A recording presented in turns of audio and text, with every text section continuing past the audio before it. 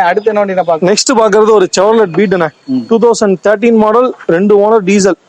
இதெல்லாம் வந்து இன்னைக்கு ஒரு பைக் வாங்குற விலைக்கு இந்த வண்டி நான் விலை சொல்ல போறேன். அப்படியா? 2013 மாடல் 2 ஓனர் டீசல், மைலேஜ் எல்லாம் 25 கண்ணை மூட்டு கொடுக்கும் இந்த வண்டி. கண்டிப்பா கொடுக்கும். ஆமா, நீங்க ரேஷ் டிரைவிங் பண்ணா அது கம்மியா கொடுக்கும், அழுத்தி ஓட்டினாலும் கம்மியா தான் கொடுக்கும், 20-21 தான் கொடுக்கும். நான் சொல்றது ஆவரேஜா ஒரு 80 ஸ்பீட்லயே மெயின்டைன் பண்றவங்களுக்கு கம்பல்சரி 25 கொடுக்கும் மைலேஜ். ஓகே, ஒரு 1.25 கொடுத்தலாம் இந்த வண்டி. 1,25,000 ரூபாய் கொடுத்தலாம். Okay, 13 model 2 owner diesel, body line நல்லா இருக்கும், இன்ஜின் நல்லா இருக்கும். வண்டியில எடுத்தா எந்த வேலையும் செய்ய தேவையில்ல, அப்படியே ஓட்டலாம், ரெடி டு டிரைவ் தான்.